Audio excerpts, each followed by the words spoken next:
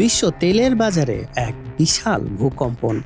দীর্ঘদিনের সদস্যপদ ত্যাগ করে জ্বালানি রপ্তানিকারক দেশগুলোর শক্তিশালী জোট ওপেক ও ওপেক প্লাস থেকে বেরিয়ে যাওয়ার ঘোষণা দিয়েছে সংযুক্ত আরব আমিরাত। এই সিদ্ধান্তকে ওপেকের শেষ অধ্যায়ের শুরু হিসেবে দেখছেন বিশ্লেষকরা।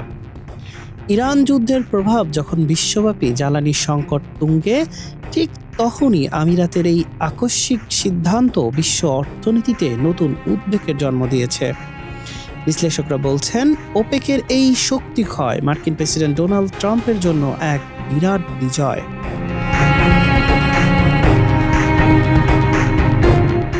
সংযুক্ত আরব আমিরাত ওপেকের সদস্যপদ ছেড়ে যাওয়ায় বিশ্ব জ্বালানি বাজারে অস্থিরতা বাড়ার আশঙ্কা করছেন বিশ্লেষকরা। তাদের মতে এর ফলে তেল সরবরাহকারী দেশগুলো এই জোটের সক্ষমতা কমে যাবে এবং বাজারে সরবরাহ স্থিতিশীল রাখা কঠিন হয়ে পড়বে।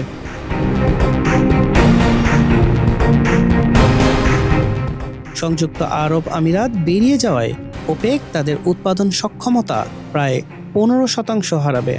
ওপেকের সর্বশেষ তথ্য অনুযায়ী আরব আমিরাত বছরে 39 লাখ ব্যারেল তেল উৎপাদন করে। অন্যদিকে ওপেকের অঘোষিত নেতা সৌদি আরব উৎপাদন করে 90 লাখ ব্যারেল তেল।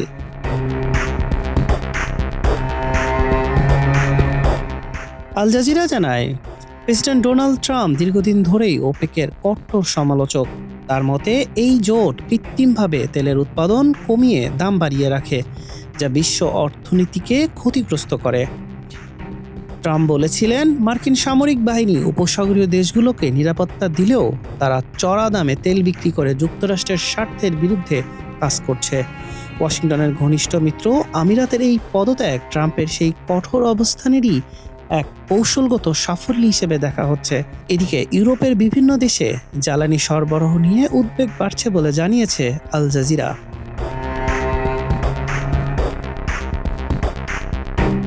আমিরাতের এই প্রস্থানের পিছনে রয়েছে গভীর আঞ্চলিক ক্ষোভ। আমিরাত জানিয়েছে, ইরানের হামলার মুখে আরব লীগ বা জিসিসির কাছে প্রত্যাশিত সহায়তা না পেয়ে আমিরাতের ক্ষোভ ও কঠোর সিদ্ধান্ত নিতে বাধ্য করেছে।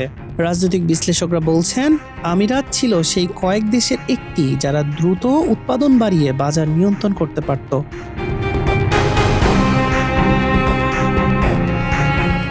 বিশ্ববাজারে অপরিশোধিত তেলের 35% উৎপাদন এবং 50% বাণিজ্য এই জোটের নিয়ন্ত্রণে।